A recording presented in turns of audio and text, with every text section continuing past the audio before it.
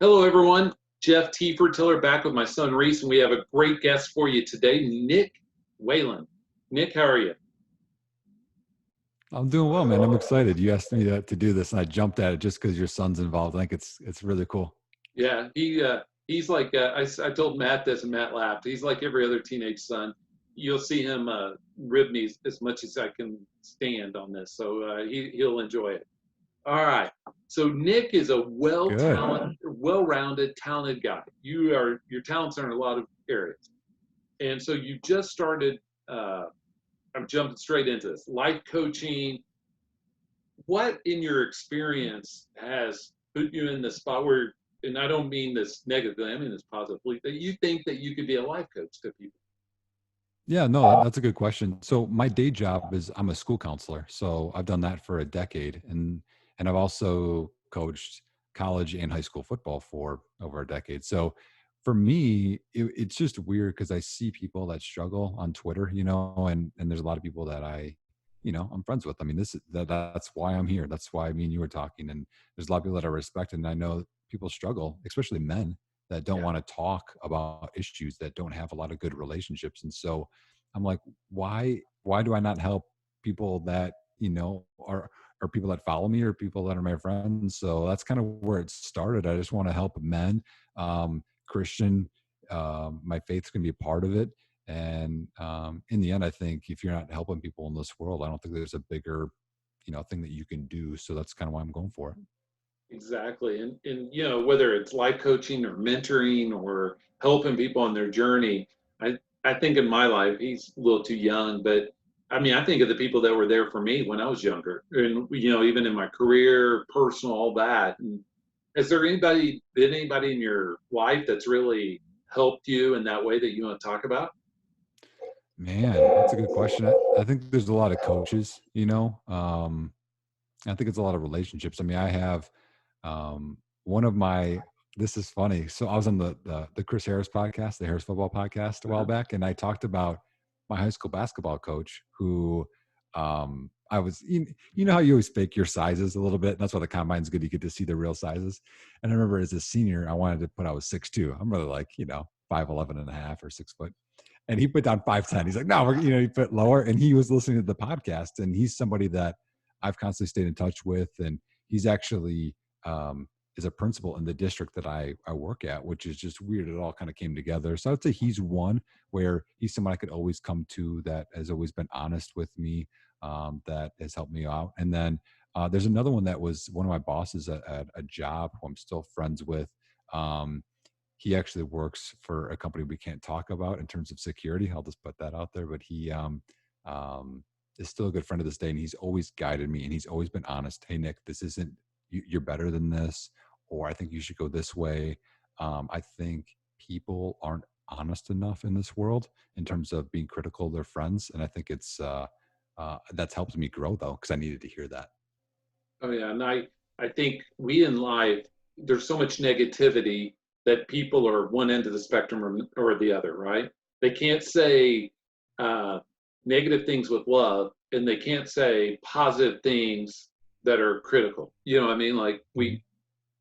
Like with us, he probably doesn't like it, but we have every opportunity that I see in my professional life where somebody's struggling with something, like nod your head if this is true or not. How many times have we had the conversation of in critical conversations we lead with questions? we lead with instead of like if you're at a restaurant and somebody they bring you the wrong food, you say, hey, did I misspeak? Did I really order this, or I thought I ordered this? Instead of coming off negative, right? And we don't have those people that help us in life because, like my parents' generation, they really didn't. That wasn't their thing. And Mhm. it's how do we help people along so that they can have these good conversations, these great relationships. And Mhm. so I think it's awesome that you're doing it, especially because, as you said, men, we don't here's my life, and you can tell me if this has been your experience. The older we get, our circle shrinks. So when I was 18, I had lots of friends. The older I get, there's fewer and fewer, fewer, fewer, fewer people I talk to more than once a month.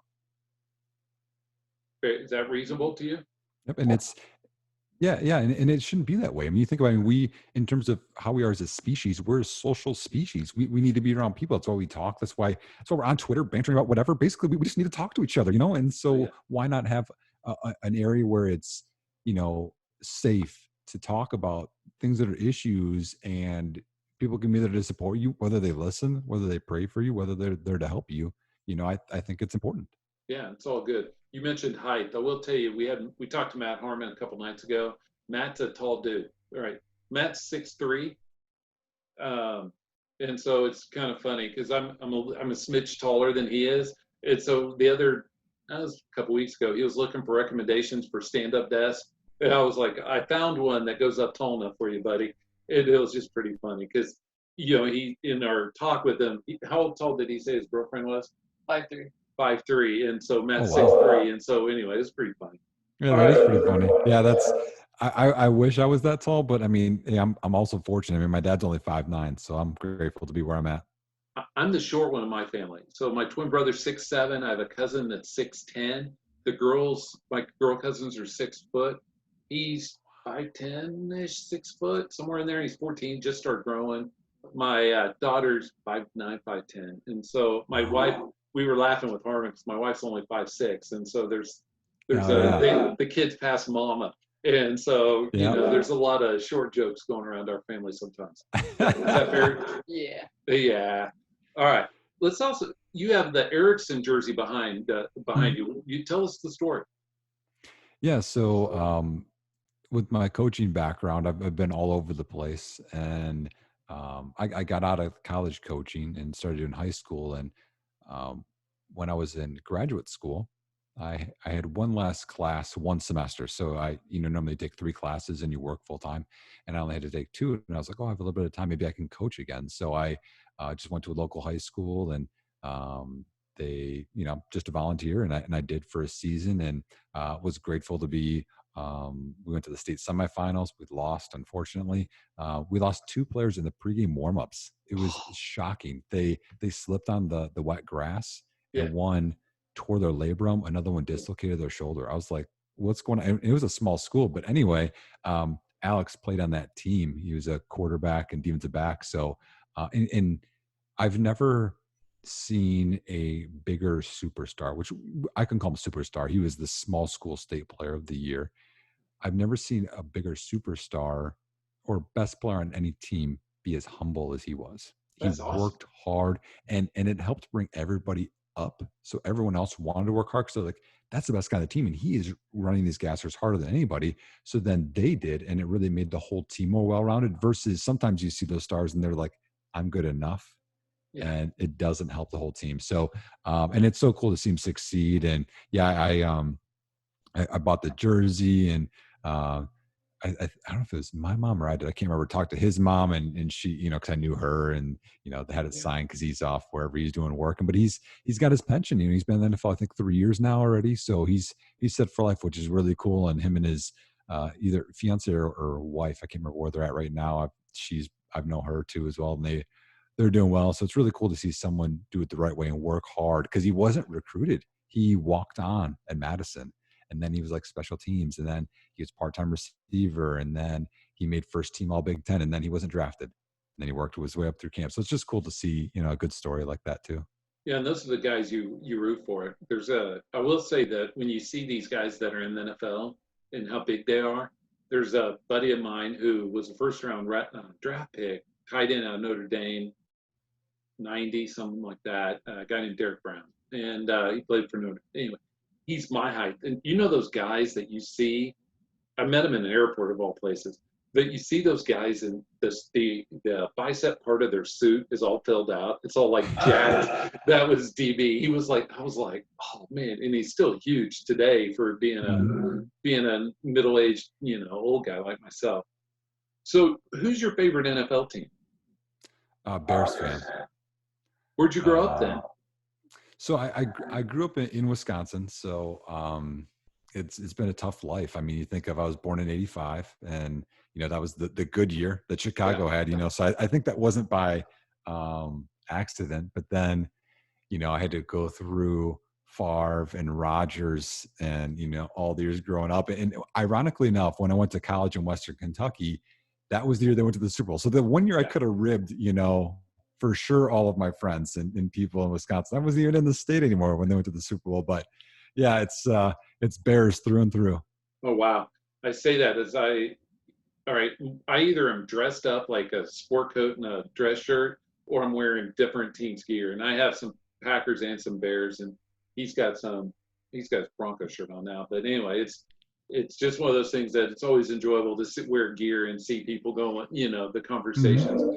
Especially, we live in Oklahoma, and everybody's a Cowboys fan except for us. And I just Browns because of Baker, right? And but he'll tell you that when he was looking at teams, and I was like, I just can't be a Cowboys fan because I have a son that follows it, and the Greg Hardy stuff and Josh Brent and some of that you just can't endorse as a dad. As you'd rather have those lessons and those talking points on your side versus going, but this is the team we've always, and so yeah, he's a Broncos fan. How'd you get into rooting for the Broncos? Peyton Manning.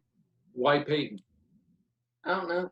I heard some stories about Patriots cheating, so no, can't do them. So who's the next best quarterback? Oh, Peyton Manning. Yeah, let's go with him. What year was it that you became between 2012 and 2013?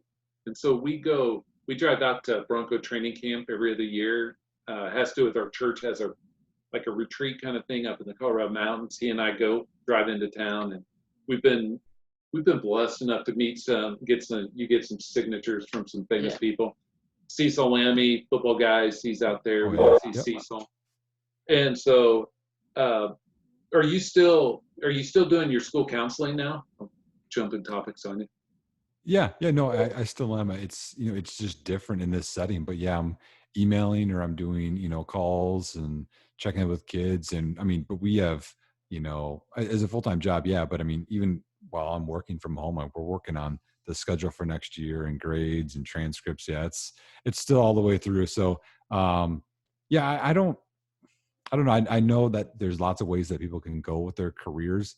I still enjoy it. I still and for me, being a male and being involved in athletics, it gives me a different platform to reach kids. And that's the thing. I think that's the most important. So when I'm coaching and, I was offensive coordinator 2 years ago at my high school, and there's certain players that they get this reputation, and I didn't work up. I won't say the players, but there's a player that had this reputation. And so I was like, oh, I've worked with them before and worked with them.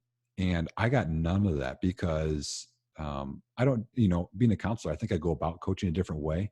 I'll bring a player over to the side and be like, hey, so what's going on with this? Or I try to anyway. And, I try to, and I joke with them a lot more. I just think if you get to know them more and they get to know you more, you can coach them better, they'll play better, but you get a better relationship. So then when in the hallways or I'm asking what's going on with the class, they'll be real with me, and I can call them out. It's kind of like Coach K. I really love Coach K, that he can really, get close to his players and build them up for 6 days out of the week. And then that one day out of the week, it's a game day and he's cutting into them. They can take because they know he's there for them. And I think that's important.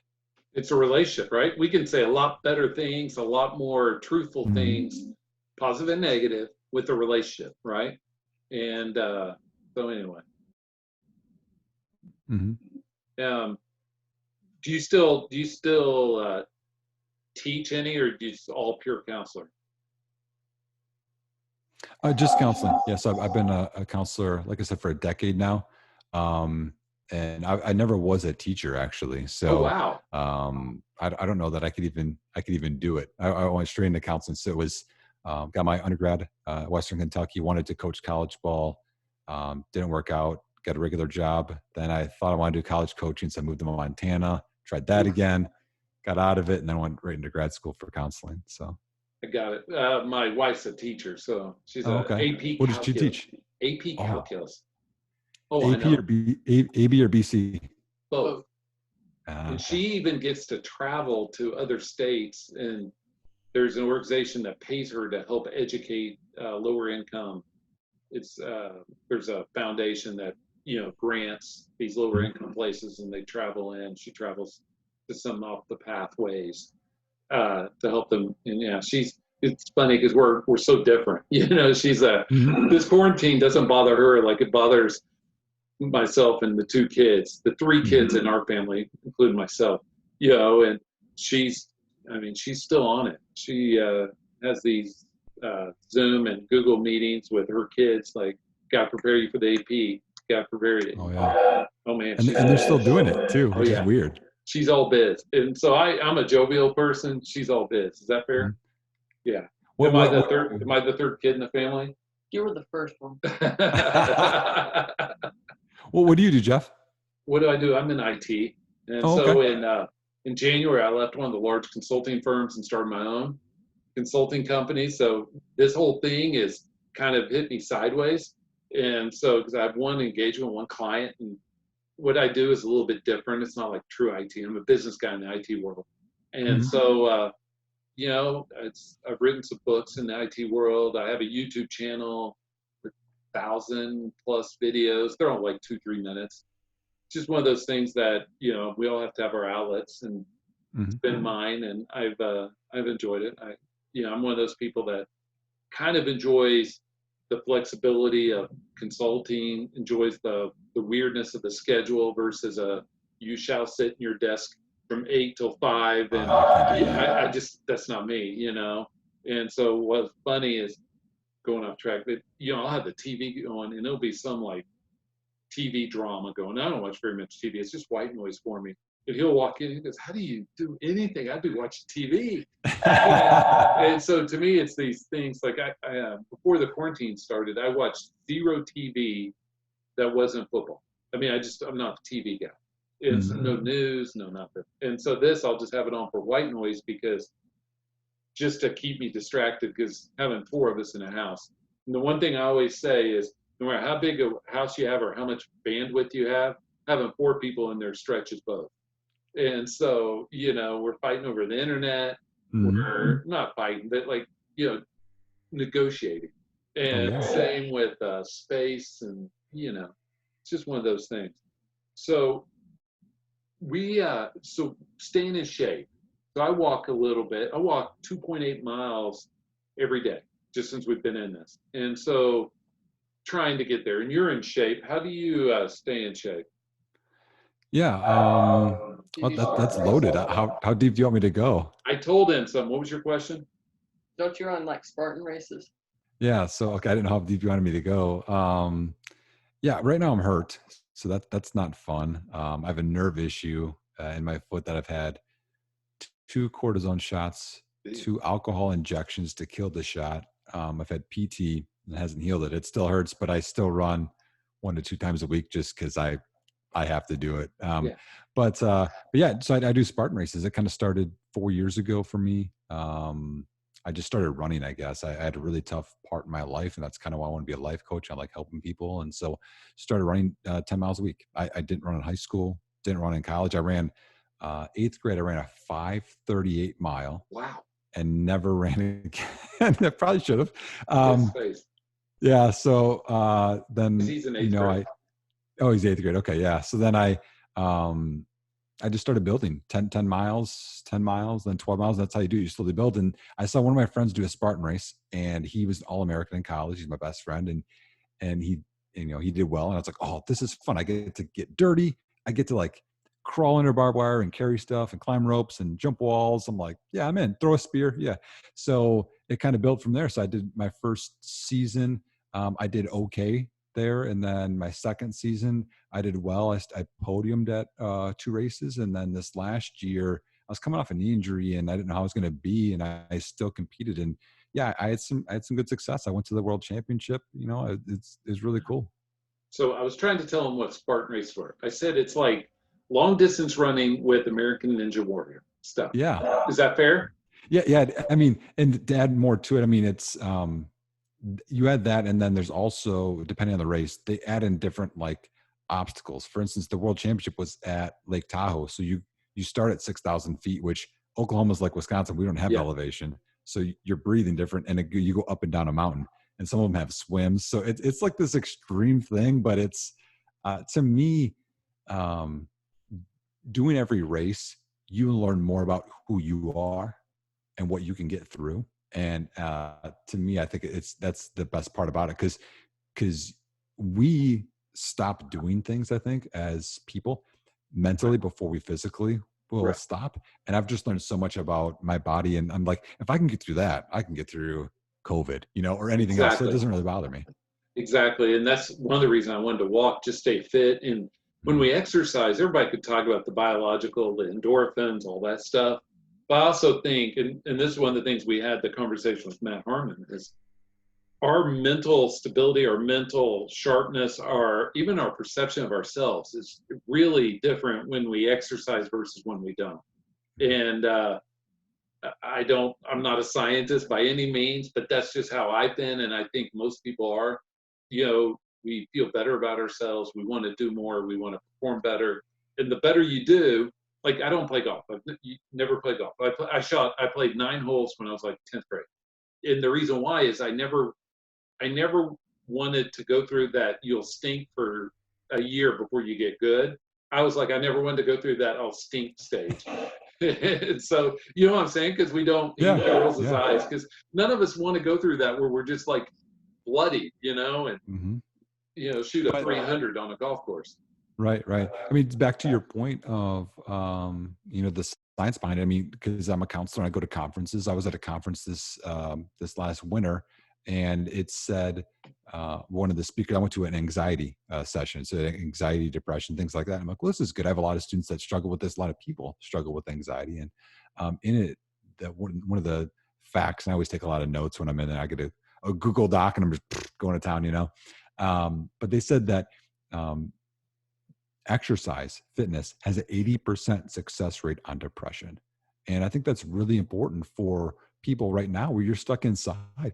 Do something. You don't have to I mean, who's going to get huge? You know what I mean? Right. But you have to do something. I mean, I'll be working on my reports or doing something. Then I'll get up and I'll do some air squats, just my body weight, do that, do some lunges. You can do push-ups, you can do whatever, but it's good for, as you were saying, it is scientifically, or it's proven. I mean, they had to do a study to get 80%, as a doctor, but it makes sense because whenever I work out, I feel better about myself. When I get a good sweat in, I feel good. So I think that's really important in terms of not just COVID, but I think overall, when you want to think of, I read Jim Tressel's book. It's called The Block O, and he talked about, they made this O, they're Ohio State, and each part of the O had a different aspect. One might have been academics, one might have been relationships, one might have been like spiritual, football, whatever. All of it had a reason that if you had an issue with, let's say, relationships, everything else is good, but you and your girlfriend are just terrible. Your parents were terrible. It would take away from the rest of who you are. And I think that you have to have a little bit of something, whether it's a walk, whether it's if you eat bad, it doesn't matter how much you work out, you have to have, everything has to be improved somewhat to make your whole self feel better. And he felt if he did that, they would make better football players because they focused a little bit on everything. I agree with that. And the young lad here is lucky because he has my metabolism. I was older than you were now before I even had to worry about weight. I mean, like I couldn't put on weight until I was in my mid late 30s. I Yep. mean, I couldn't. Now it's like the opposite, right? And where both of my kids have that blessing of, they just started. My daughter, she's always said she was allergic to running, and she's a couple years older than he is, and she started running, and now I mean, like you feel better about yourself. All right, let's move into the news of the day. Um, Gronk is the big one. So we're recording this on Tuesday. What do you think about Gronk to the Buccaneers? Yeah, it's interesting, isn't it? I mean, it's not something that, we'd heard rumors, and I was like, is that really going to happen? And here we are. I think it says something about OJ Howard. If we just start there, I think that what everyone had as a pre-draft notion of him, they need to get rid of because he's not elite. He's just not. I mean, they would have kept him there. he would have produced something last year. He would have had something. So I think that's one part of this news. The other part is he's not going to go there. Right. And Brady's not going to want him to be there unless he's going to be used. And so I know people are going to be like, well, Bruce Arians, they don't throw to the tight end. Well, the person who throws the football has more of a rapport with him than with Mike Evans or Chris Godwin or whoever else. So I think Gronk is going to be relevant. I would say somewhere between tight end 5 and tight end 12. I think he's going to be a tight end 1. Yeah. And I think he's probably going to have a 2-year gap because Brady's there for 2 years. And I think Gronk will be there for 2 years. He could even have a Jason Witten role, but do better with it. Do more with it. You know, from tight end 5 to tight end 15, people overestimate. You can stream or do whatever you want to with tight ends 8, 9, 10, 11, 12. You know, like Ryan Griffin was relevant for a lot of games. So does whichever Fells brother it was down in Houston. Daniel Fells. Darren Fells. And you know, those guys were relevant, and they were waiver wire pickups in dynasty and redraft. Even the deepest of my dynasty leagues had Griffin or Fells on the waiver wire this time last year. I mean, Witten was tight end 12. Yeah, last year. And he came out of retirement, and Gronkowski can run faster than he can. So, and he was better historically. I mean, we forget about, you know, Gronk the last year was beat up, but the 4 years previous to that, he was points per game tight end 1 for 4 straight years. I mean, he's an elite historic talent. And so we can't forget about that either. But think about it, he's 30. It makes you appreciate how good Gonzalez was for a lot of years. Oh, man, even Witten makes you appreciate him and Gates. I mean, they just did it for years. You got a question? With Gronk going to Tampa Bay, who are your top 7 tight ends in redraft?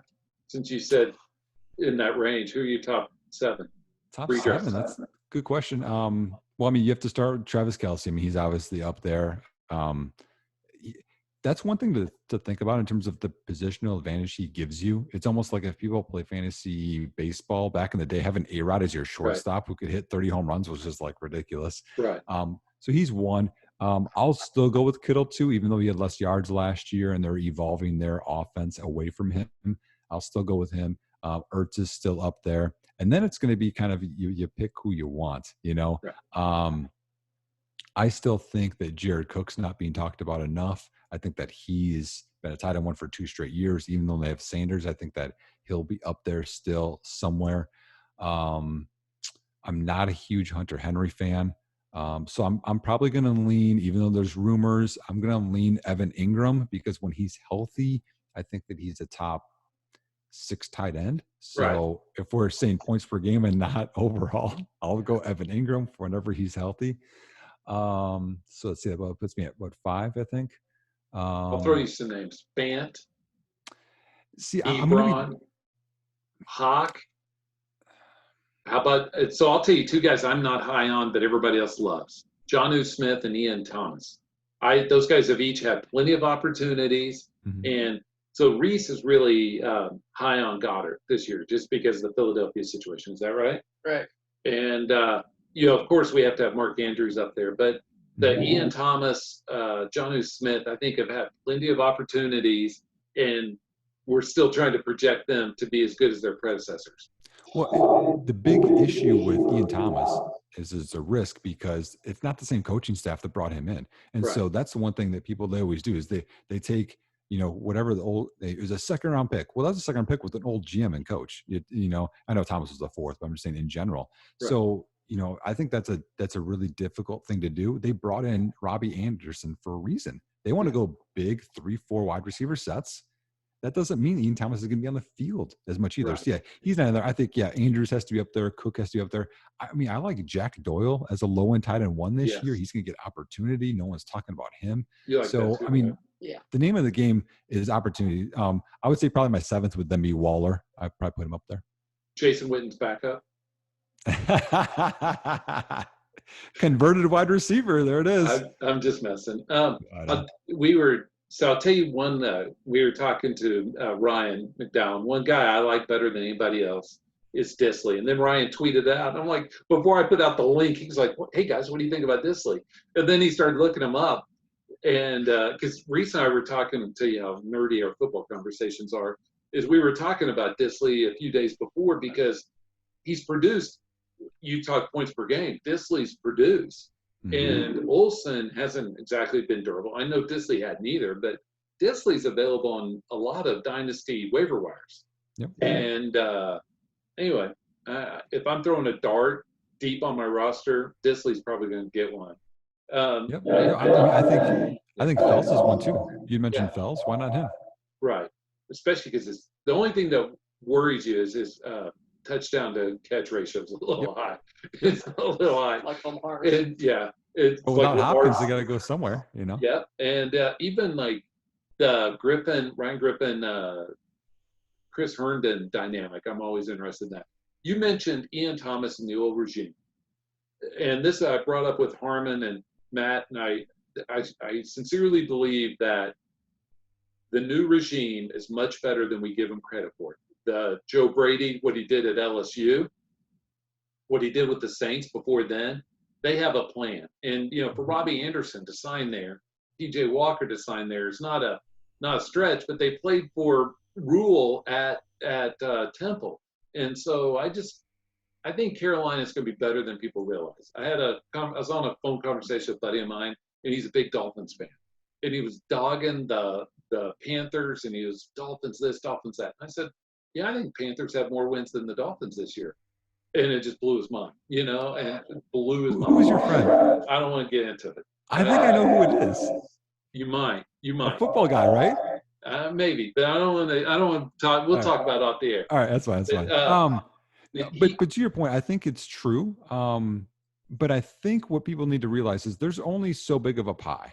Yeah. And when the Chris Godwin stuff was coming out, I kept going back to, well, the pie's only so big, and so how is it gonna, how is it gonna work out? And so I was wrong. I thought O.J. Howard was gonna get like 90, 95. He certainly didn't get 90, 95 targets last year, and Godwin got a lot more. Who I think is going to hurt the most in Carolina is McCaffrey. I don't think McCaffrey's going to get all of the targets that he got before, because Robbie Anderson's going to get his. Is Curtis Samuel going to get 100 plus? Maybe, maybe not. But they're not going to go to like 600 attempts, 700 attempts. I mean, it's got to be small somehow. So while, DJ Moore, he's going to be legit. He's going to get his, I think. I do think that McCaffrey's not going to have, I don't know what he had last year, 135 targets or something. Yeah, I think it's going to be down a little bit. Is it going to be like 50? No, he's going to have, 90 catches, but he might not be 115 catches. Yeah. And the other piece to that is Teddy isn't a throw it, chuck it deep kind of guy. He's not a gunslinger. And when Joe Brady was there, people don't realize this about New Orleans, but Breeze's attempts have gone down per game every, last few years. Everybody sees the fantasy side, but they don't realize that it's not pure volume like it is for other quarterbacks. Teddy is going to be the same way, right? He's going to be efficient. It's going to be short.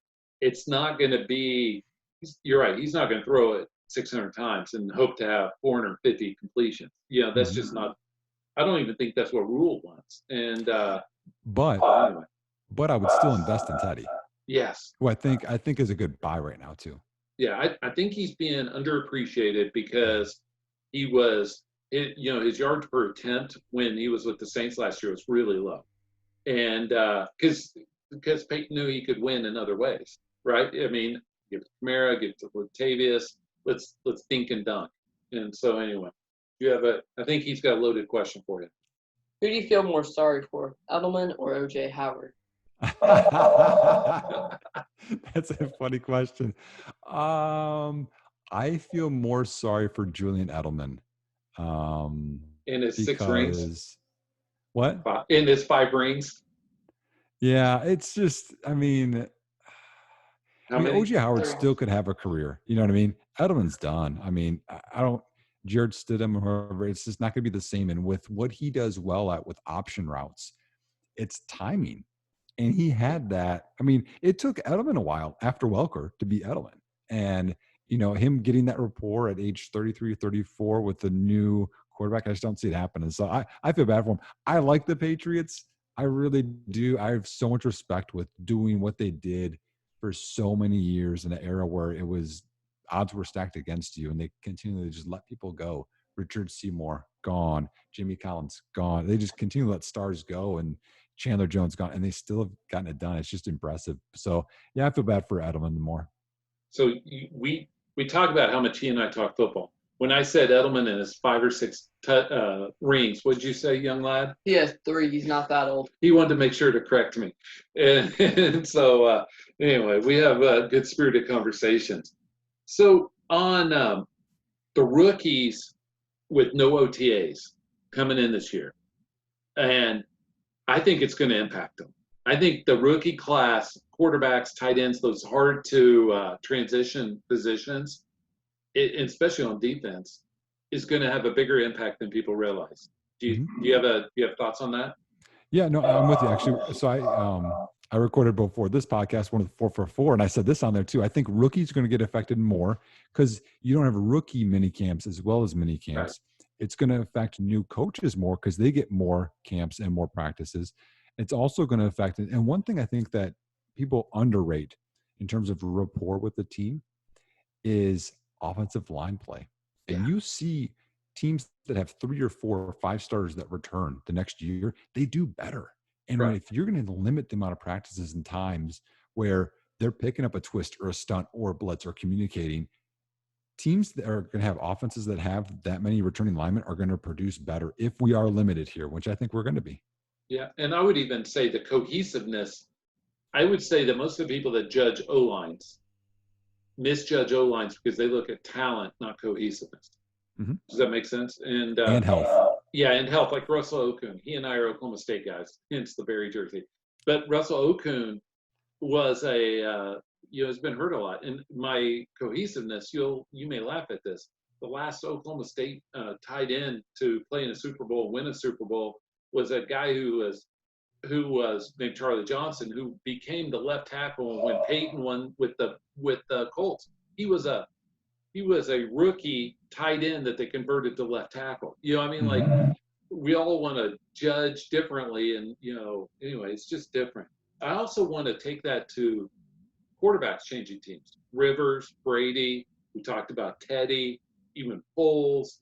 There's going to be some play in there where it's a little more difficult for Rivers, because now he's there, he's trying to develop rapport with Hilton. And they're going to draft a receiver or 3. Then it's just going to be tough, I think.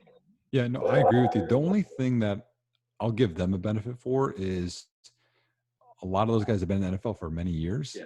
And I think them learning the offense, they'll be better. Especially Teddy's been in multiple offenses. Foles has been in multiple offenses. I mean, this is Foles' 4th team. Yeah. I think that's going to help them more, but rapport with how receivers run routes and timing, that's going to be off a little bit. But I feel better about that aspect than I do rookies and O-line.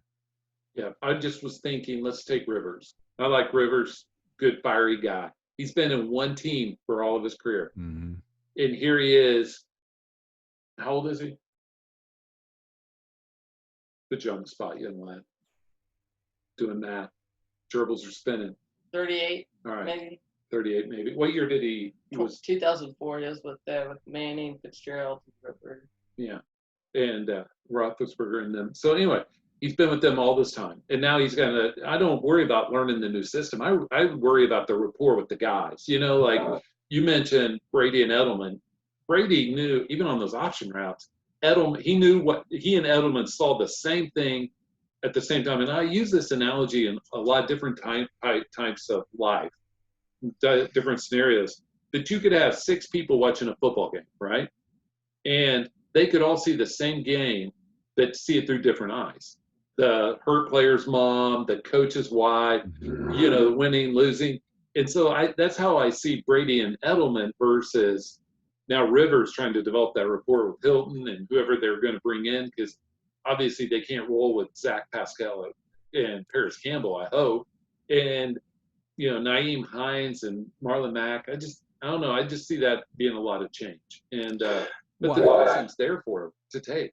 Yeah, and I think it's because quarterbacking is so much anticipation.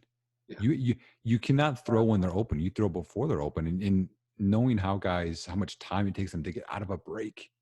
Are they going to make a little extra move here or there? All those things matter. And so, yeah, that anticipation and timing, that's going to be the part that's going to be tough. And I'll go out on a limb. I've been anti-Tyrod for all this time. I don't. I have to think that Anthony Lynn is smarter than rolling with Tyrod, and he has those weapons. And people, I saw Bloom and I were having this conversation on Twitter back and forth, and he was like, "Well, Anthony Lynn wants running a defense. Okay, but he's going to have to invest in the running back position. You can't go with Justin Jackson and Austin Eckler with that. I mean, they're going to have to invest in the running back position, the quarterback position, and start restocking the lines and whatever else, right? I mean, receivers can't roll with just Keenan Allen going in last year of his rookie deal, Big Mike Williams, can you? Right. Yeah. And the cupboard is bare. And I mean, how long are we going to do this with Tyrod? I mean, Buffalo didn't really want him. Cleveland traded for him. And remember, he was going to, really give Baker a whole year. How many games did that last? Yeah, how many games is this going to last with I mean, how many times are we going to do this? He's not the guy. They're going to draft a guy early. I think Herbert's going to go there. I don't believe the smoke screens. I think he's going to be there. But so I think, yeah, maybe it'll be 2 games and then Herbert's going to have to start. And so, I mean, they already came out. They said they're going to get it back to complement Eckler. He's not going to get 400 touches a year. I mean, come on. Yeah. But you're right. I mean, they need to start doing stuff. That defense could be amazing. And as much as people want to believe, you pair up, Darwin James and Isaiah Simmons would be fun. They need more on offense. Oh, yeah. Who else do they have in the defensive backfield? That's Casey Hayward, Desmond Keenan, Chris Harris Jr. to form a great nickel package. Yeah. And that division's more difficult this coming year than it was in past years. The Raiders are a little bit better. The Broncos are a little bit better. And so, anyway, I just can't believe you're going to roll with Tyrod. I mean, I just can't. And anyway, so as we move into I want to talk about you just released your publication, The Graduates. Tell us a little bit about that. Yeah, so I mean, I've done the Devy Report. That's kind of what people know me for, I guess, in the community. It's the 6th or 7th year I've been doing that. I can't remember how many years now. And that's just kids out of high school, freshman, sophomore, junior, and then if they haven't declared, then maybe their senior year. I've been, grinding film and ranking them, and it's been fun. And it was weird because someone's like, "Why don't you rank the rookies?" And I'm like, I guess I've done, because the thing is like Jonathan Taylor. I watched him in high school in New Jersey, freshman year, sophomore year, and it's just like, well, yeah, why not? So the Graduates is just, they're graduating my Devy Report, and they're gonna go in the NFL. It's kind of where I kind of came up with the name, whether it's clever or not. And so, this is my 3rd year doing it. 96 pages this year. The toughest part with this, and I know Matt really well, or Waldman, and he's a good friend, and he makes his, I mean, humongous publication.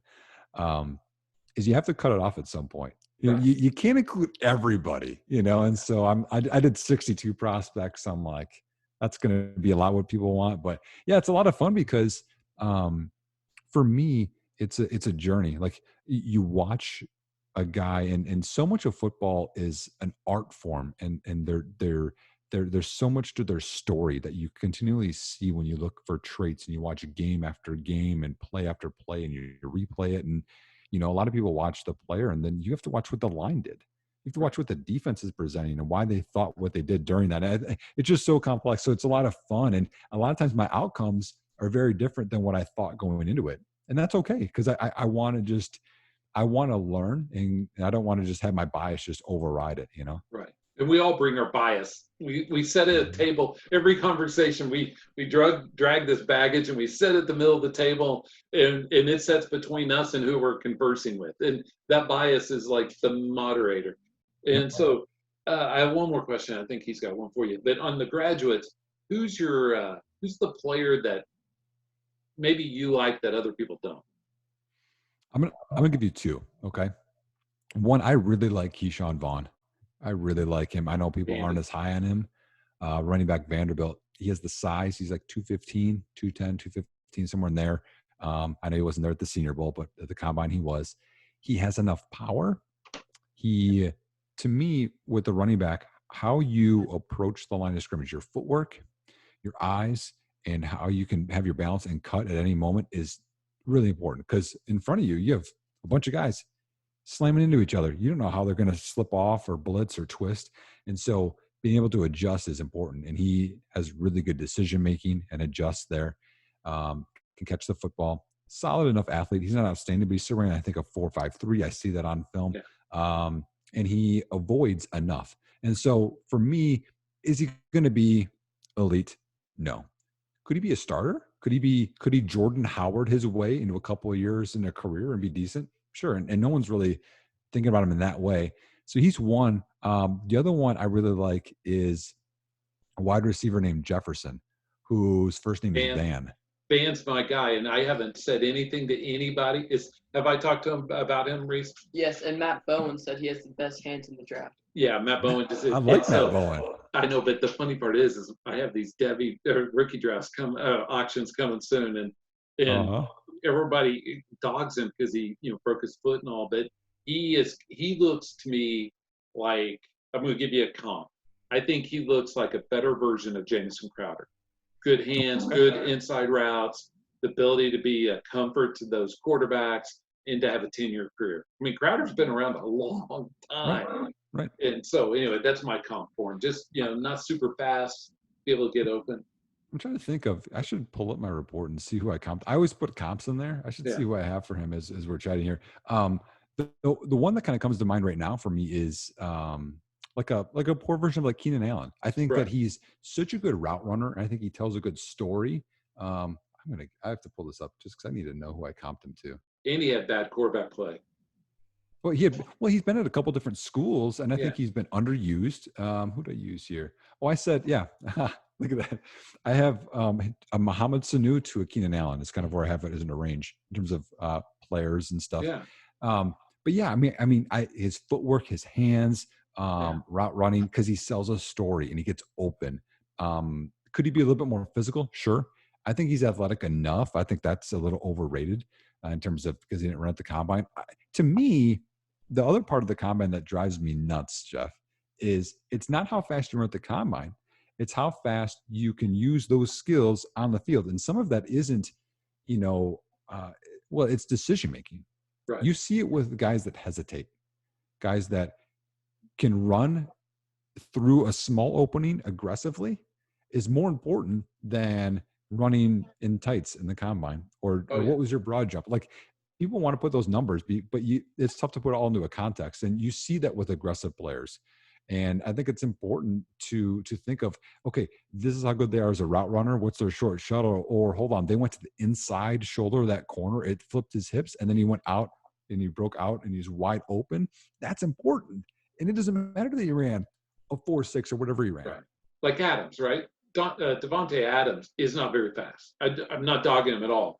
But that dude can turn DB around where he thinks it was yesterday.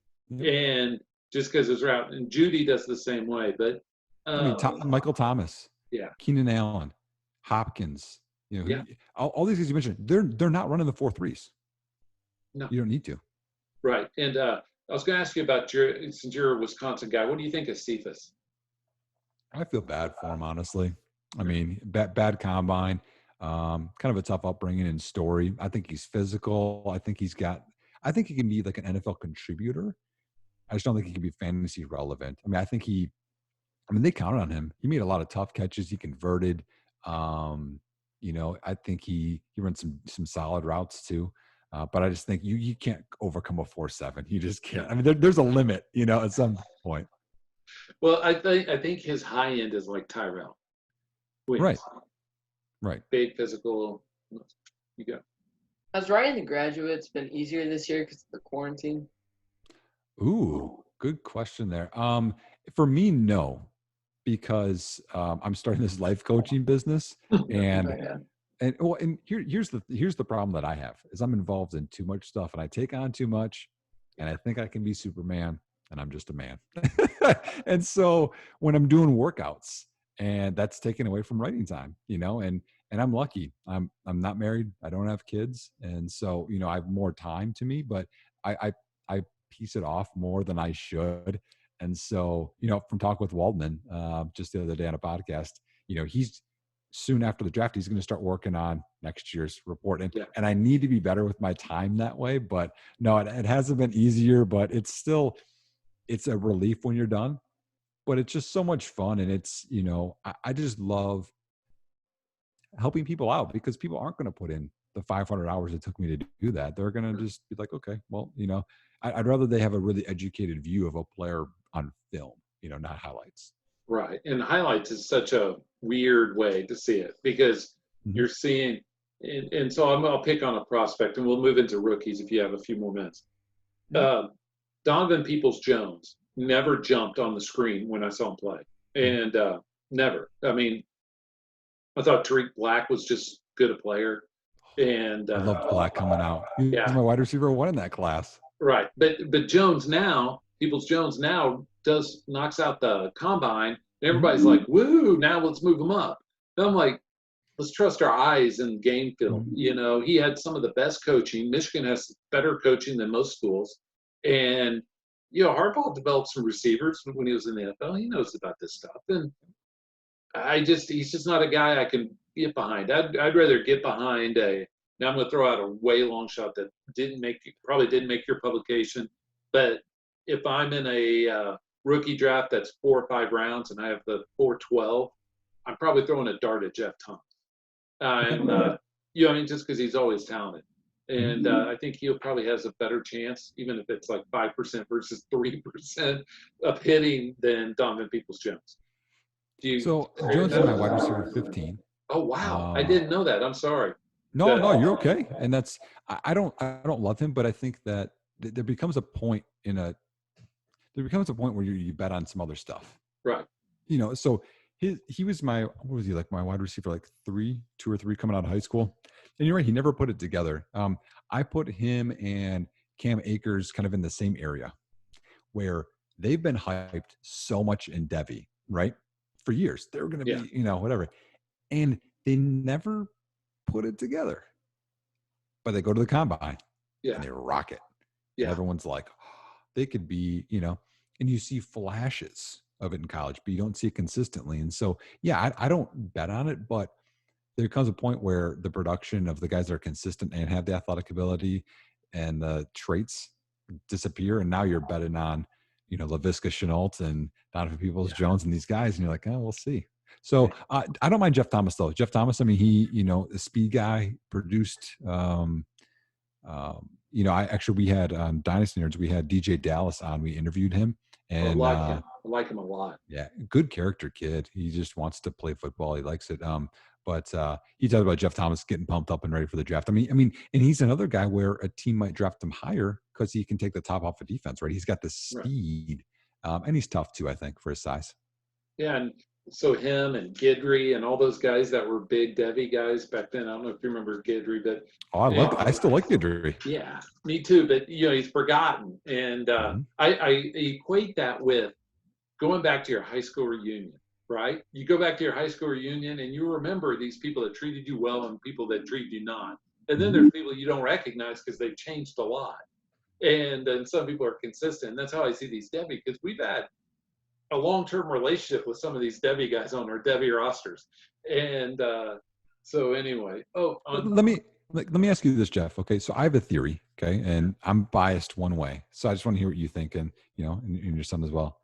So N'Keal Harry, David Montgomery, Darius Geis, all of them top 5 rookie picks, probably, right? Roughly, right? I don't think they earned that for sure. I don't think they were complete prospects coming out.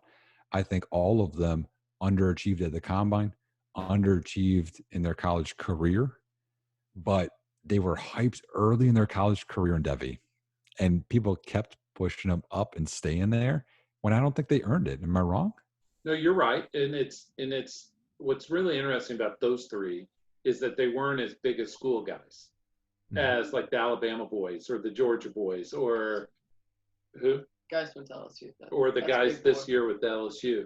And the reason I say that is we would give Derrick Henry a break coming into this last year because he shared time. You know, like I'm gonna get on a soapbox, so please forgive me. Like I love analytics when it talks about predictability, probabilities of plays, but using breakout year for Brian Edwards and comparing him to Judy when Judy was a freshman and having Calvin Ridley there, it just doesn't. It's hard for me to get there, right? Same with Russ, and I get Brian Edwards played great as a 17-year-old freshman. I get that. I don't have any problem with that. I'm just saying our sample sizes aren't big enough when we talk about it because we're only talking about a sample size of how many first round receivers in the last 10 years 25 30. You know what I mean? We're not talking about a very big sample size versus 4th and 2, do you run or pass? Like I get that, right? That is better on the analytics for me than using it for predictability about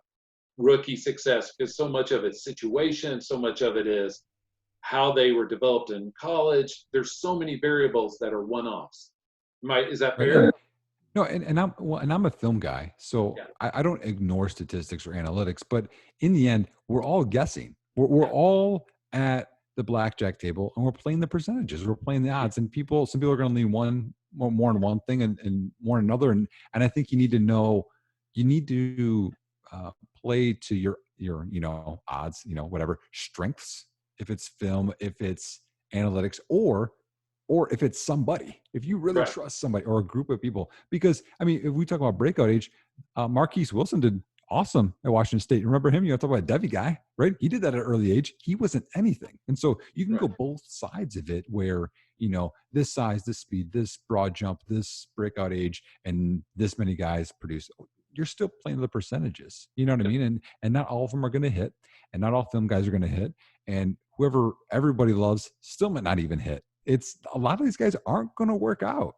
That's just how it is. Yeah, and since he and I are Oklahoma State guys, one of the best trivia questions to get people is name the only first-round rookie wide receiver that never caught a pass.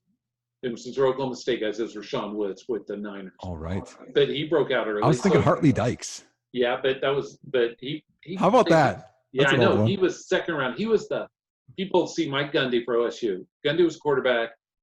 Barry Sanders, Thurman Thomas were the running backs. Hartley Dykes was the split-in wide receiver, and then they also had a guy on defense, Leslie O'Neal. But what's interesting about that team, awesome. Jimmy Johnson had all these guys that we think, like Norv Turner, Dave Wannstedt, all those guys were early, Butch Davis, they were all earlier in their career, and then they followed him to Miami. Mm-hmm. But anyway, I just think of those guys, Justin Blackmon, there's all these guys that, even on the running back side, what year, how old was Austin Eckler when he broke out? We don't know. We don't care. Damian Williams was in a timeshare and he wasn't very good at Oklahoma. You're right. We are all guessing. Chris Carson, Oklahoma State guy, outplayed Justice Hill. And, like, it's just hard for us to wrap our minds around. We don't control it. And we're basically saying, I'm assigning a 48% chance to this versus a 43% over here. But we're rolling the dice and seeing where they land. And we can't, and we also can't, and people do this all the time, and it drives me nuts. You can't just say, well, this guy's an outlier, and right. This is why it's going to happen. Well, it's okay. We're always going to pick quarterbacks in the 6th round. Then we're not going to do that. You right. can't. You also can't. You have to get rid of the outliers too, because that's just how it is. I mean, how many? There's never going to be a 1st round pick that's a quarterback in the top 5 from an FCS school. Oh wait, hold on. Carson Wentz happened. Right. I don't like this running back because all those running backs from that school don't work out. You can't do that stuff. Spoken like a guy from Wisconsin. That was the Wisconsin talk because the Ron Dane. Was it? Those guys. Is it good? Oh yeah, there you go. Yeah. Yeah, but anyway, so moving into rookies, who do you like this year? What rookies, top end rookie drafts do you like? Did I lose you? I mean, if we're just on the top end guys, I have a top. Go ahead. No, go ahead. I was to make sure I didn't lose you. No, so I mean, my top three running backs are going to be different than other people. I mean, I have Taylor and Swift up there, but then I have Clyde Edwards-Helaire. I really like Helaire. I think um, he is such a high floor in fantasy because of his catching ability. He has a special ability in terms of catching, I think, and making people miss. And he's scheme versatile in terms of his vision, his approach to the line, as I said, his quickness, and making people miss. Where if his O line isn't the Colts, Right. if his scheme is different, he's a little bit more of a Swiss Army knife than Jonathan Taylor, than Yeah. Akers, than some of the other ones. Dobbins is a tier down for me. I don't see special in his game. I think he got aided a lot by a read option quarterback his last year. And people think about these huge rushing lanes in Clemson. They don't see those. They see, look how many yards he's getting. Do you see the D end that leaned this way and then this was wide open? I mean, Right. those are the little things that you have to think about. So I have a top three there. I'm down on Cam Akers. Dobbins is okay. And then, we know the top two receivers are the top two for everybody pretty much. I like Mims quite a bit. He's raw in terms of a couple areas he could be better, but fantastic athlete, a lot better nuanced route runner than people talk about. I mean, he can stack a corner. He can use his hands and rise up at the last minute over defenders. I really like Mims, but that whole second tier, I mean, if we just talk about it, I mean, you have, I like Higgins a lot, Rager, Michael Pittman, I like him a lot. I'm a Pittman guy. Harmon and I we're on the island with Pittman because I'm not a Rager guy. I'm not a Rager guy as much. I'm not a Chenault guy as much. Where do you have Pittman? Somewhere around wide receiver 5'6", somewhere in that. He's my 6, yeah. So somewhere in that rookie draft, that 10 through 2-1, 2-2. I see him as a young Alshon. Is how I see him. And big physical guy, good hands, good route runner, and he's so big that people misunderstand how good of a route runner he is. In for me, and one of my things, and I was a big Corey Davis guy, and I was a big Cortland Sutton guy, and Devi. And what I like about Sutton is how flexible he was for getting in and out of breaks and adjusting. And he did things that he shouldn't do at his size. Michael Pittman's the same way. He can bend and move. And you're like, that guy's 6'4"? Like, that doesn't make sense. And so when you can do those things, you add more to your game and more targets and better projection than NFL, in my opinion. Yeah, and you think about it, he played with new regime, then freshman quarterback JT Daniels, thinks he has cohesion, he gets hurt. Yep. Keaton Slovis comes in the next year. You know what I mean? Like, there's reasons why maybe he didn't break out at age 19. That's all I was getting at is these guys like Josh Rosen that I don't blame as much as I blame all the situations he's been in. And I'm not saying he's great. I'm not saying that at all. I'm just saying I get it. He's a victim of circumstance at times. He's a little battered too with his confidence, I think. Oh yeah, would too. It's like the David Carr just taking a beating, Yep. You mentioned the top two receivers. Which one's your number one, Lamb or Judy? I'm a Lamb guy. So a couple of things I don't like about Judy. I think he lacks a little bit of toughness. I think that he dances a little bit too much after the reception. Sometimes I want you to get north and south, even though there is some specialness to him making some guys miss. To me, and I was taught this in, my coaching and things like that. When you're a receiver, it's not about making somebody miss. It's making somebody miss by the smallest margin possible because, you have to be efficient with your movements and also the time it takes to get through that. So, if you're at the Senior Bowl, which people loved, Braxton Miller, when he's making everybody miss, but he's playing Dance Dance Revolution, it takes him 5 seconds to get into an out route. Well, it doesn't, your quarterback sacked already, Yeah. So I want Judy to be a little bit more efficient with just making people miss a little bit. But he's a fantastic route runner. I don't not like him. But I think Lamb just has a higher floor in terms of after the reception. I think he's underrated a little bit in his route running, although I think he can be a little bit lazy at times with that. His catch point, his body control. I just think there's so many more things he can win at than Judy can. But really, it's so close. I mean, you can't really go wrong. Who's your top one? Who do you like? Judy. You're Judy guy. Judy guy. Do you like Ruggs at all? No. No, I think Ruggs is, what do I have him at? 12, maybe lower. I'll check it out. So Ruggs, I think, will be like Yeah, some of 12. these other guys will be team dependent where he goes. I just can't see a scenario where Henry Ruggs is a wide receiver or two. I can't see it. I mean, he doesn't win at route running. He doesn't win with strength. He doesn't attack corners with routes. After the reception, he struggles laterally. It's a straight line guy. And I mean, you have to get consistent targets. I mean, to me, he's John Ross, Right. Or Deshaun Jackson, maybe. But Deshaun was special, Yeah. like in terms of tracking and route running, where I just don't see Ruggs in that area. Now, again, great athlete. If you, and he can Will Fuller your offense, maybe where he takes the top off and adds a different dynamic. But in terms of like a consistent wide receiver, I can't see it in fantasy. He might be a 50 for 108 guy. You know what I mean? Right. Like that old Ashley Lee year.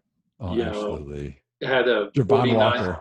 Yeah, you know what I'm saying? Ashley Lee had like a 51 for 1,020 or something. Yep. You know, to average 20 yards a catch is with your beloved Broncos that year too. I have his card. And so, he likes reading football cards and just looking at the players and all that stuff.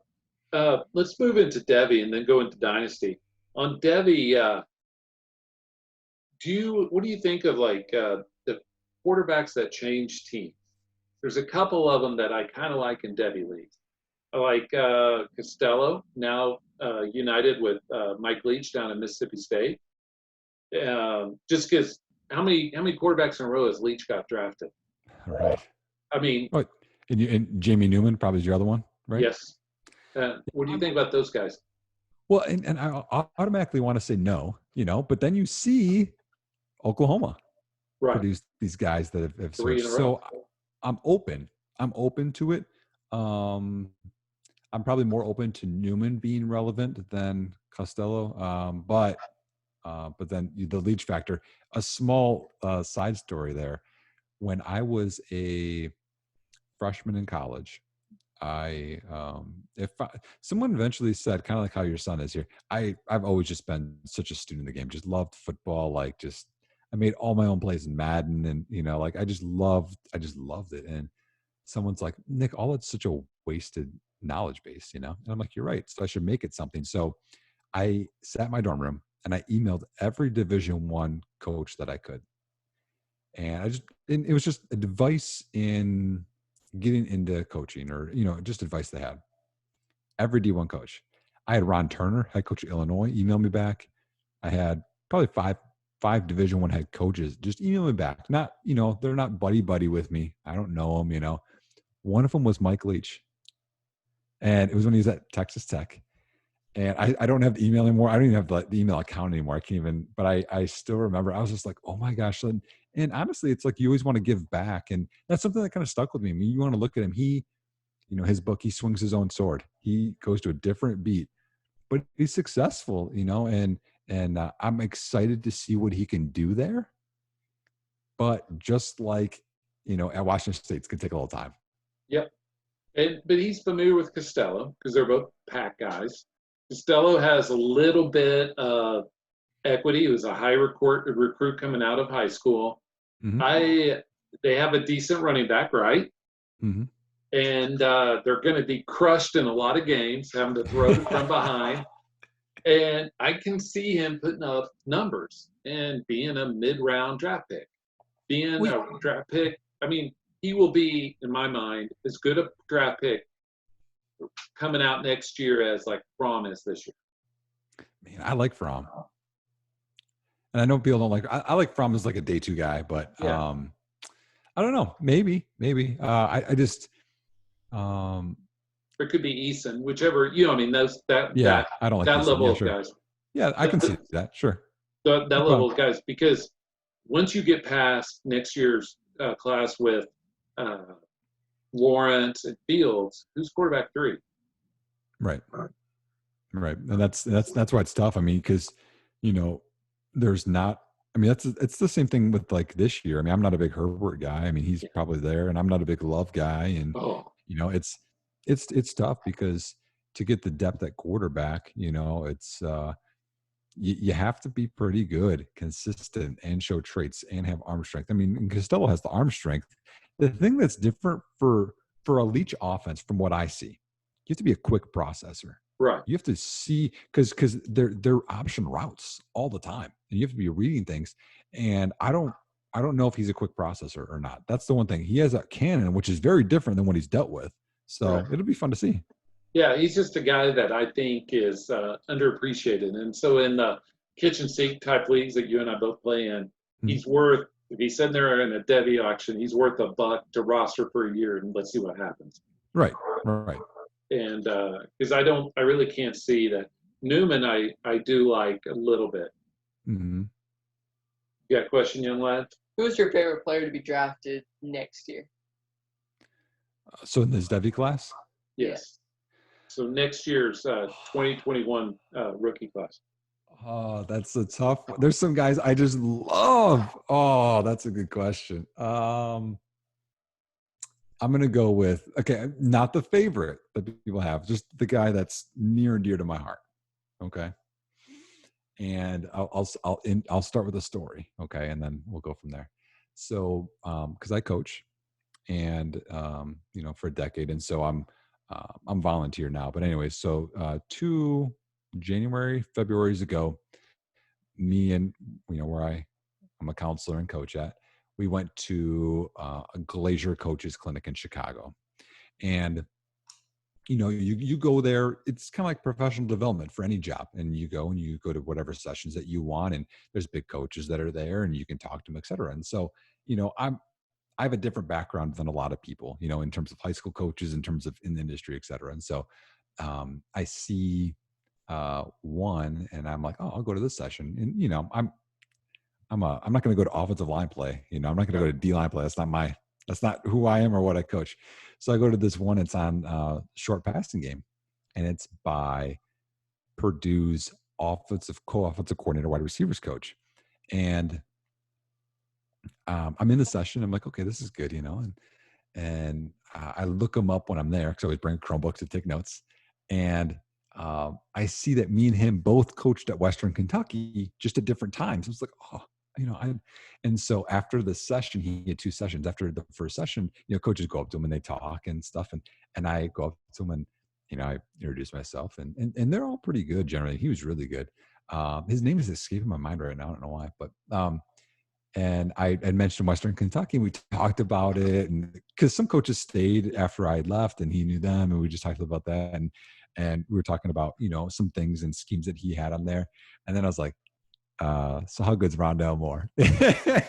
and he talked about, and I think this is the most fascinating story with Rondale. So freshman year, right? They play Ohio State, and they upset Ohio State, and Rondale was like freak show good, right, in that game. After the game, they go home. I mean, Purdue beat Ohio State. I mean, huge upset.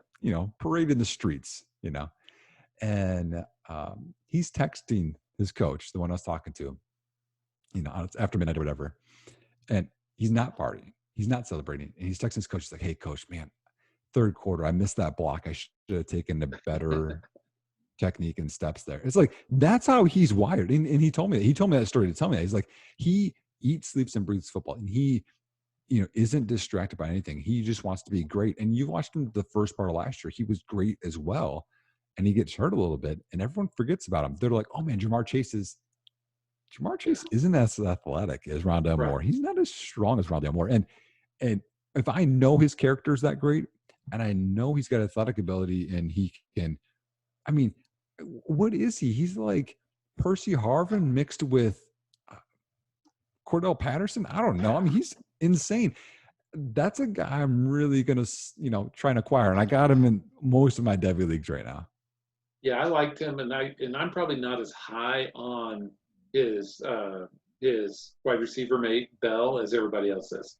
I just not as explosive, a little skinny. It's 6'2", 180, but he's got some ball skills. He's okay, but he's not Rondale. That's the tough part. It's like you see both of them, right?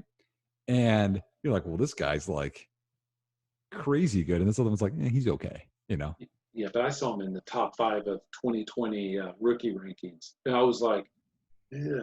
Because there's too many guys in that class, like Garrett Wilson, like Bateman, like other guys that even the who? Wallace is in there. No, not 2 years. No. Oh. But you would have like Nada for Clemson, all the Clemson boys. I mean, you're going to have a really good class in 2 years. Hazelwood. Yep, Hazelwood. And so Hazelwood is being an OU guy. What's funny is OU's had a bunch of guys that are really good, and Bridges. Yep. and so anyway, I'm excited, even though I'm not really an OU fan at all. I'm excited to see what Spencer Rattler could do, because Right. I am a firm believer that, and I said this all last year, we have not been given Lincoln Riley enough credit.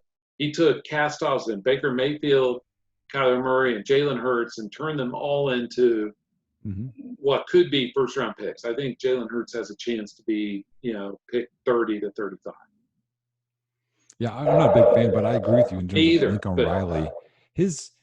What he does scheme-wise, he's just really, really smart, and he really puts defenses in a really tough position. So yeah, it's really exciting to see him. But you're right. I mean, I think there are going to be some fun receivers. You mentioned Tylan Wallace. I'm really high in Tylan Wallace. I don't know why people aren't. He's tough. He's good at the catch point. He's athletic. He's more of a complete receiver than people give him credit for. I don't know why he's not getting credit, to be a top guy in there. And I know there's Bateman. I know there's Chase. I know there's Rondale Moore. Right. But I took and the thing is like when people ask, I personally took Tylan Wallace in one of my Devy leagues over some of these other potential guys because I like his game, even with the ACL. Right. You have a question, lad? He'll be drafted higher next year in the NFL draft. Etienne or Hubbard? I'm not. I don't know if this is going to be kicked off or not. I'm not a big Hubbard guy. I'm not either. And so, but there's a lot of people that are. I just don't see vision. I see a little bit of speed, but I don't see vision. I don't see the ability to hit the right hole and be gone. Nope. You know what I'm saying? Yeah. Cutting ability, getting out of cuts. I'm an ETN fan. ETN. Now, before I did the graduates, now again, because I do this Devy report every year, watching some of the tape that I had during the year, ETN was going to be RB1 over Taylor, over Swift, over Dobbins, over Akers, whoever. ETN was going to be RB1. So I'm way excited about him. And he's a classic guy. I don't know how he's going to test. He's fast, but he uses his gifts aggressively. He's going to hit the hole hard. And, if there's a sliver of an open, he's going to go hard. He's going to take some big hits, but it's paid off for him. I mean, his efficiency is insane. You compare him to the other guys. No one's talking about how efficient he is. His yards per carry crushes everybody else. His touchdown carry ratio crushes everybody else. Now, again, Clemson's a good offense, but you know what? Wisconsin's a good offense. Ohio State's a good offense. Georgia's a good offense. I mean, yeah, ETN, hands down. That was my other guy I was torn. You were like, who's my favorite guy next year? It was either ETN or Rondale. So I get to love both of them on here. Thank you. Exactly. And so on those guys, it's just interesting because we all concentrate on those rookies without realizing that next year's rookie class, dare I say it, could be much better than this year's. And everybody was all talking about 2020. Look at the look on his face. He was like, we need to go take Dad's temperature, make sure he's not ill. And but all I meant though is there's going to be a lot more.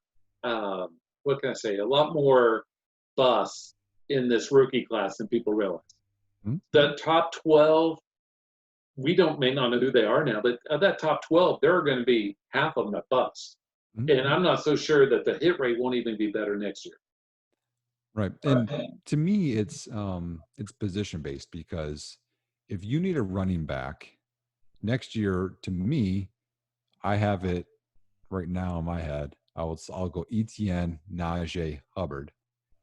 And beyond that, some guys like Max Borghi a lot. No, I don't. To me, there's one elite back. There's one good back and one above average back. And so if you need a running back, I'll get him this year. Because if you go 2 years out, Breece Hall's okay. Zach Charbonnet, if people like, but I just don't see like ETN. You know what I mean? And so if you need a running back, I would get Taylor Swift or Clyde Hilaire this year. If you love Dobbins, you can go him. Get ETN next year. And if you don't, you have to really strategize your running back play. If it's receiver though, and I know this year's class is good, but next year, I mean, we didn't even talk about Waddle, Devontae Smith, Tamari and Terry. I mean, there is so many receivers next year that, you know, I mean, you had said Bateman, you know, Tylan Wallace. I mean, there's just so many good receivers, and we haven't had next year's season yet. Like that's what happened this year. You know, we had some guys that stepped up, you know, Justin Jefferson out of nowhere, you know, and next year's class is going to be really awesome. And we finally get some tight ends because this year, you know, Bryson Hopkins is okay. I'm not a big Cole Kmet fan, but next year we get about 3 or 4 pretty good tight ends that I'm excited about. And even 3 years out, the incoming freshman tight end, Eric Gilbert, I think is his name for LSU, is supposed to be really, really good. Oh, he's a freak show. Yeah. You got a question? Do you value rookie or Devy assets more in your dynasty? I told you he'd come loaded, didn't I? Yeah, this is those biased questions, right? The further you get away from the NFL, the more of a risk it is. Yeah. So I value rookie more. Like if it's rookie 101 or Devy 101, it's rookie 101. But there's different ways you can attack it. And so, you know, because everything is a checkpoint, we'll call it, okay?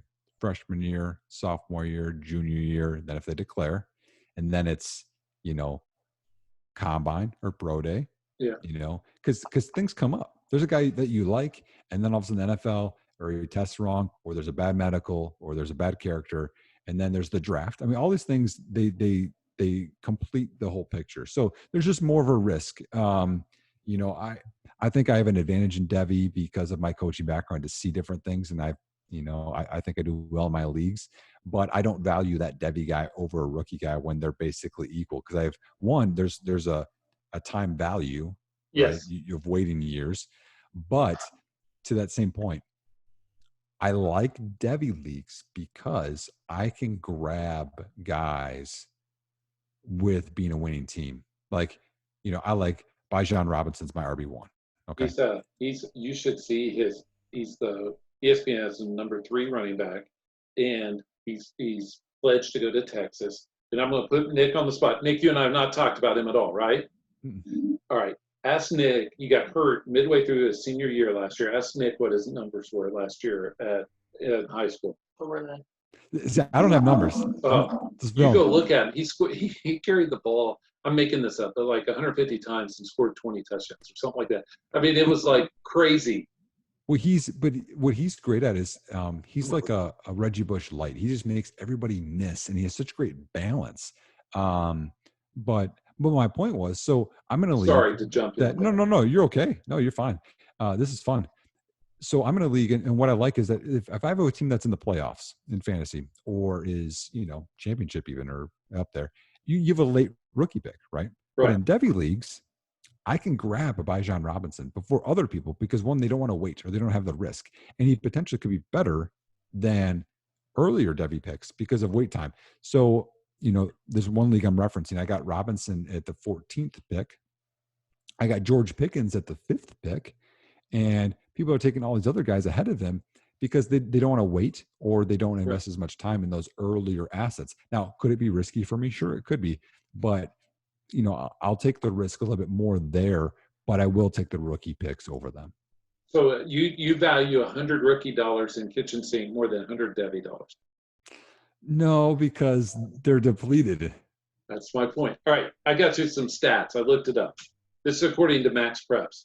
Bijan Robinson, he carried the ball 126 times last year. He scored 38 touchdowns and had 2,235 yards. He averaged 17.7 yards per rush.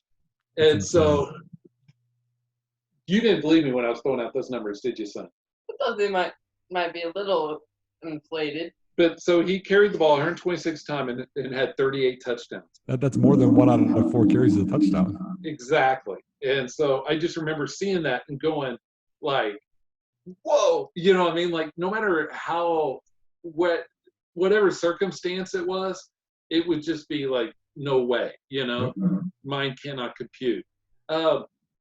So on Devi and rookie, it's kind of interesting to me. So from your viewpoint, I could see you valuing rookie money and Devi spots more than Devi money. Right. Does that make sense? Yep. On kitchen sink leagues. Because actually, I'm going to look this up just because you're asking about kitchen sink, and I'll have to show off about a team. But in kitchen sink 4, and because of this, I was in the finals in that league last year. Oh, were you? Yeah. You're on the other side. You're on the world side, right? Yeah. Yeah. So here's the Devies that I got coming up this year. I've got Tua and Herbert. Mm-hmm. I've got Taylor, Dobbins, nice. Swift, Vaughn. I've got Judy, and I just traded away Ruggs and McFarland and Pirine. Nice. So if you're on that site, go look at the wannabe team. So the wannabe is a picture of him when he was like real little at Popsicle, and so you still see those squeezable cheeks. Oh, that's him. That's him. That's him. And so but that's always been your logo. Yes. And so he was born in 05. He was born in 05. But I lost a lot of guys to contract. But that team, running back heavy, so I lost like Fitzgerald and Edelman and one other to contract. But I'm piecing together that team. I have 3 out of the 5 kitchen sinks. I have Fields and Lawrence that I got early on. Well, you got Taylor. You got Higgins coming up in Ruggs. Yeah, and I just traded away Tua, and I traded away Tua to a team which I don't like their roster. Who knows what will happen for his 2021 first and 245 Debbie. Okay, yeah, there you go. And so it's like 400 or 500 rookie Debbie. My heart hurts right now because I look at your team, and this is the bad part of Debbie. Okay, I see Trent Irwin on there. I got him and Colin Johnson. I got paid to take them. Somebody's running out, not paid, but it cost me like if you look at all my teams, I have like way more Devies because I'm going to get into strategy and people want to talk about strategy, but we get a lot of roster spots. Devies only cost you one contract year. And so I'm fine rostering 12, 15 Devies, taking shots on people that other teams give up on. But I got somebody was having to cut down rosters. I got Trent Irwin and Colin Johnson on that team. Yep. I got them very cheap. I mean, like for 5 or 10 rookie. And so I went ahead and took it just to see. I was never a Trent Irwin guy. See, I was. That's why it hurts because that's a guy. And again, I'm going to be wrong on some guys. That's how this is. And I just thought he'd be something. Yeah, so there's a lot of guys I'll take a shot on and just smile and say, hey, whatever happens, happens. I remember, tell you how long I've been playing kitchen sink leagues. I remember having Jameis, Mariota, and Hackenberg. And Hackenberg was I spent the money on Hack and got those other 2 really cheap, right? Yep. That's right. Either before their freshman year or it was after their freshman year, all 3 of them. And then those 2 started ascending, and Hackenberg every year it goes down, down, down. And you still hold them because you're like, I got hope, I got faith. Come on, baby. And he was a second-round pick. Yeah, I know, but thank you for your encouragement there, son. And so, anyway, so we will start moving towards the end, and so I really enjoyed this conversation, Nick. Hopefully you did too. But on Debbie, I will say that there's some of these situations that I like better than other people. And I'm starting to think of, I'm talking pure Debbie leagues, pure how do we handle things? And so, we talked about transferring quarterbacks. JT Daniels, I like. I like Slovis a little bit too. Even Jake Bentley going to Utah isn't a bad move. Mm-hmm. I think he has a chance. And so there's so much of this that we cast guys off so quickly that they could hit. People were casting off Donovan Peoples-Jones. He could hit, or Mims, or how about Jalen Hurd? You talk about a circuitous route to viability. He's a guy in Dynasty that has a legit chance to be fantasy viable. And I'm not a gambler, but if I was a gambler, I would say Jalen Hurd will have more fantasy points next year than Curtis Samuel. Yeah. I like Jalen Hurd. I can tell you a little story if you want. Sure. One of the reasons Jalen Hurd left it because of his ego out of Tennessee. Yeah, and he was a running back, and then he converted himself, and But just in that locker room, I have some sources, and man, he got too big of an ego in there, and was me, and they're like, nope, you're not that good. It's like, how good was so he and I asked Harmon 2 questions, and then you're going to love this, all right? Of the former Alabama running backs, which one do you think will have the better year this year? So it's like Henry, Drake, Jacobs, Ingram. I thought you were going to ask me who had the best yards per carry. No, I won't. In college, and it's Damian Harris. Yeah, it is, and so I still like Damian Harris. He's one of those guys that I think we're going to give up on, and he's going to have a late career Latavius kind of surge. Mark Ingram. Yeah, Mark Ingram too. Who's going to have the best year? Oh, we asked Ryan that. He corrects me. Not Harmon. I'll say Josh Jacobs. Could be. Reese, who you like in that? Henry. And I'm not a Drake guy. I think they overuse. So Reese likes Drake. I think if I remember correctly on stats, he never had more than like 150 carries in Miami, and then he goes to Arizona and they give him 133 in 8 games. And this thing, and everybody's like, "I'm all in. I'm all in." I'm like, "Well, give me Chase Edmonds at a discount, please." Yep.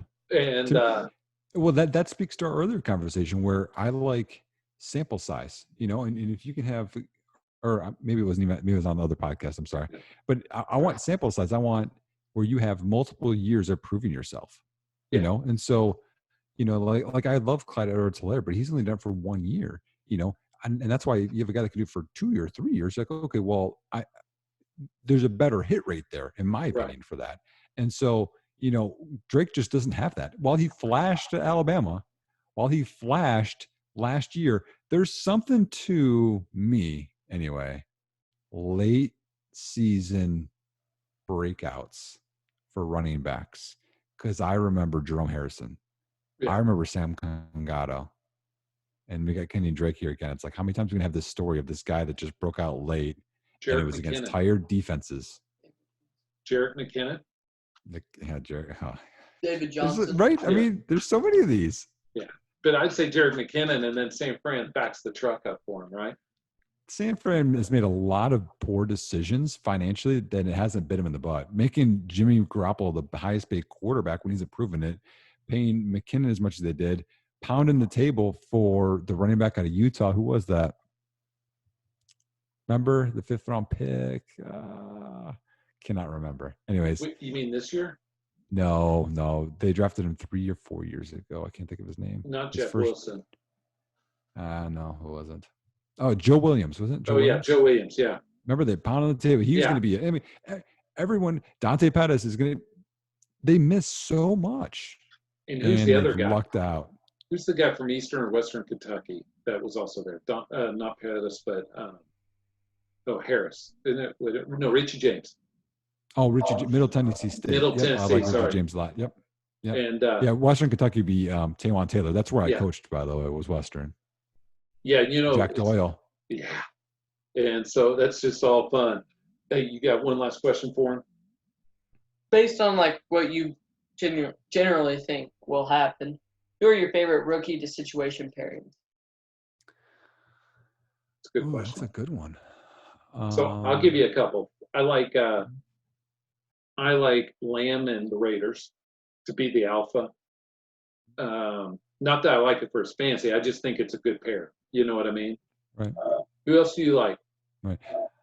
Now again, as much as I don't like this guy in fantasy, I think it makes a lot of sense in terms of offense. I like Ruggs to Denver. I just do, because when I'm a big Sutton guy, and in Sutton and Fant and Melvin, and Lindsey, whatever. Underneath, you could put in Deshaun Hamilton as well if you still like him, with less safety play coming down Right. into the box, or even being a robber.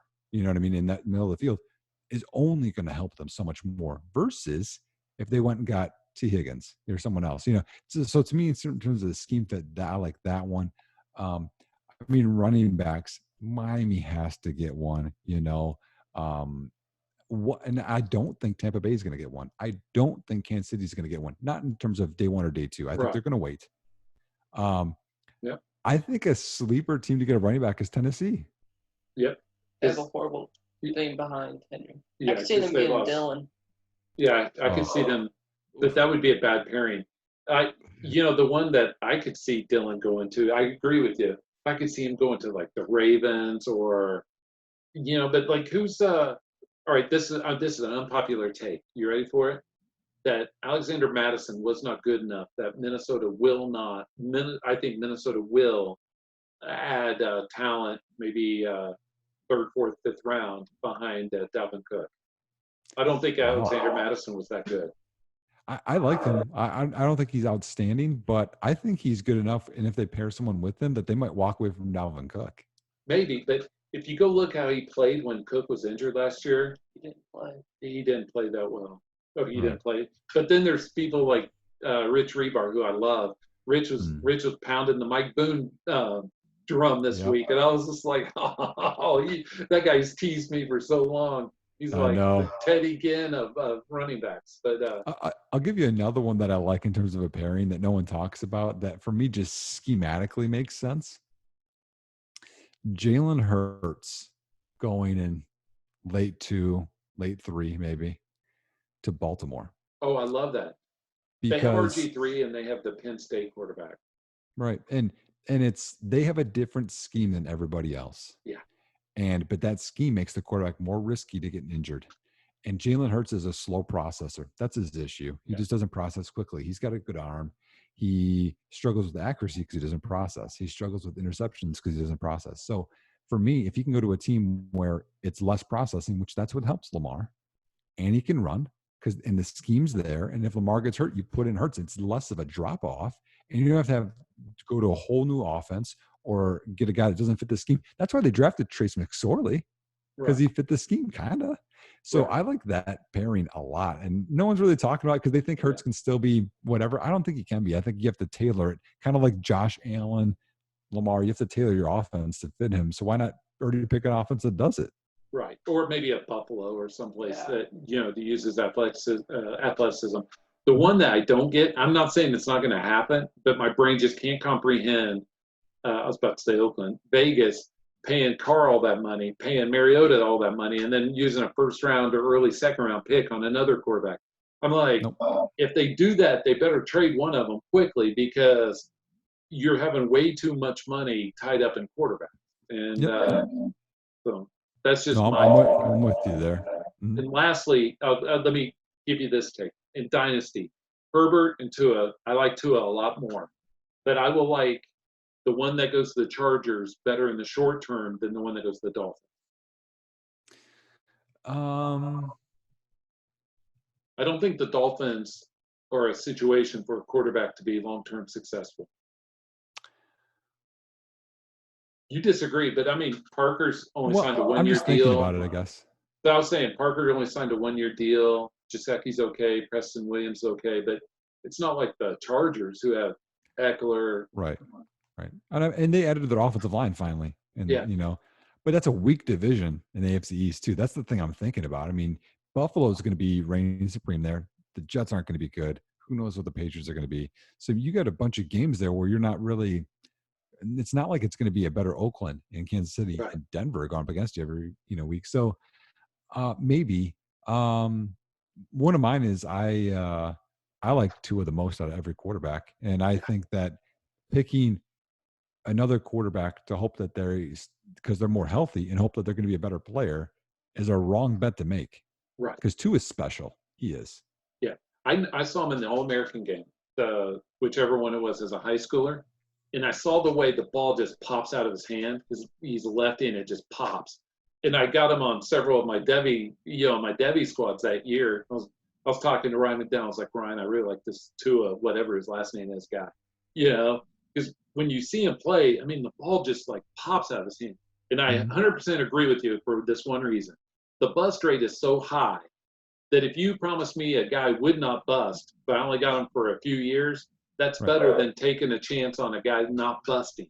Right. You know what I'm saying? And like to me, it's like Will Fuller. When Will Fuller plays, he's going to be good, but he's not going to play a bunch. I'd rather take that over John Ross, or who's I was thinking of. I mean, you can name a lot of other receivers that they're, Treadwell.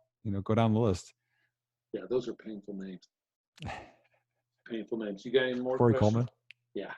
I don't have a question back on that Herbert and Herbert to the Chargers thing, but Herbert will also get a lot more fantasy points because he will be throwing up against garbage time. Yeah, and playing against bad defense, but also what would help Herbert in with the Chargers is he's a West Coast guy.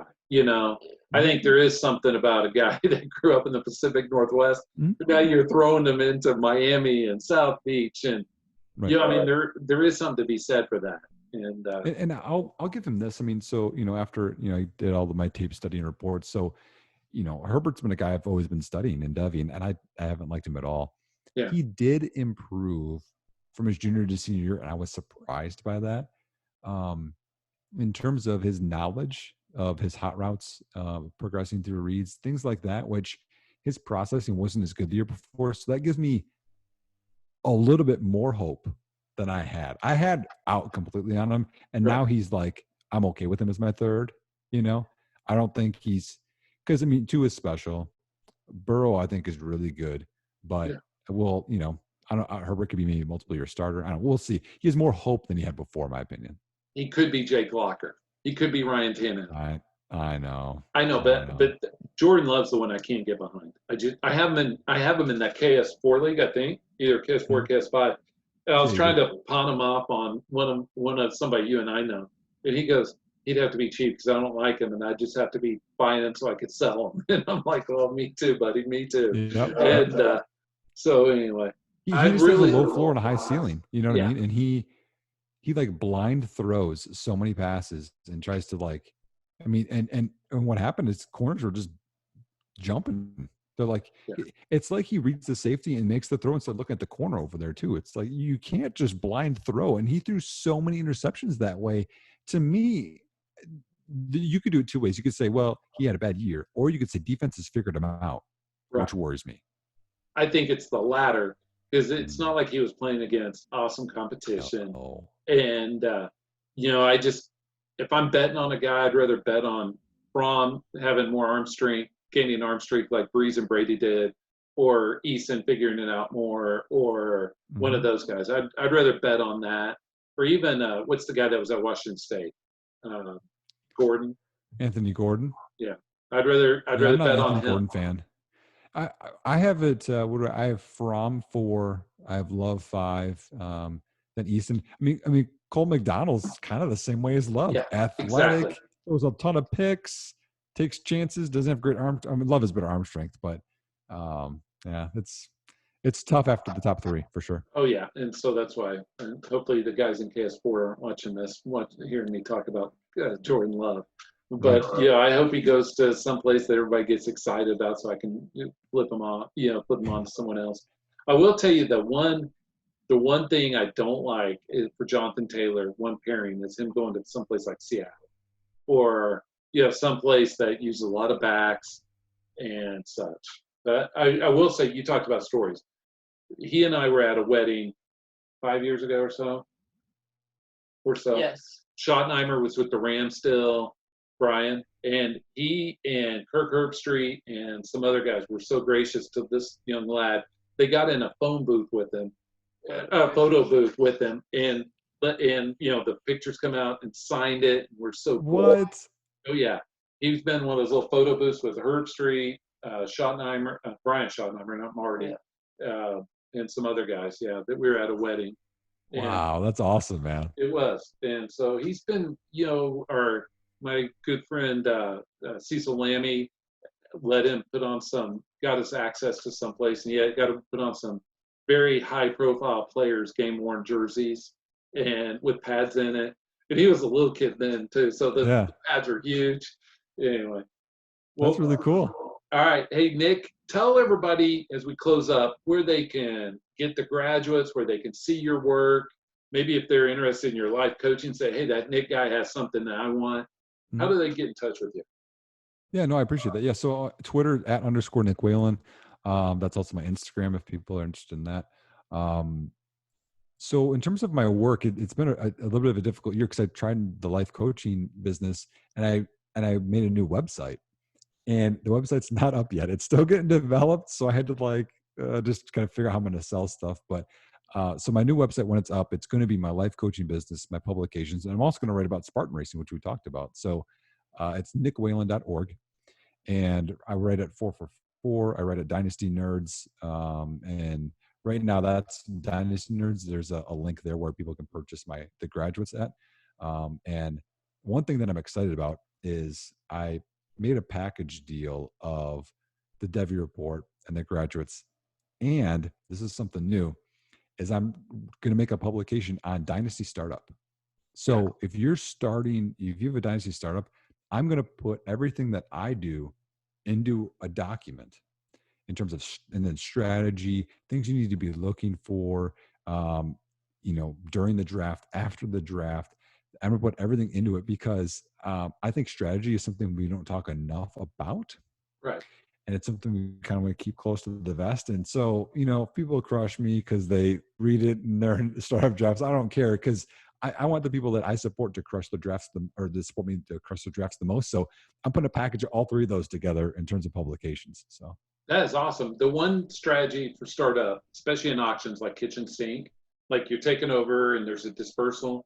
The only thing I would ever say is go for assets that other people swim upstream. Whatever. So if your league is valuing Devi, you go for rookie. For rookie, you go for Devi. If they're valuing veterans, you go young, vice versa. So a year ago, I took over a kitchen KS3 team that, dispersal and all this, and they weren't valuing quarterbacks. And since it's a 12-team superflex,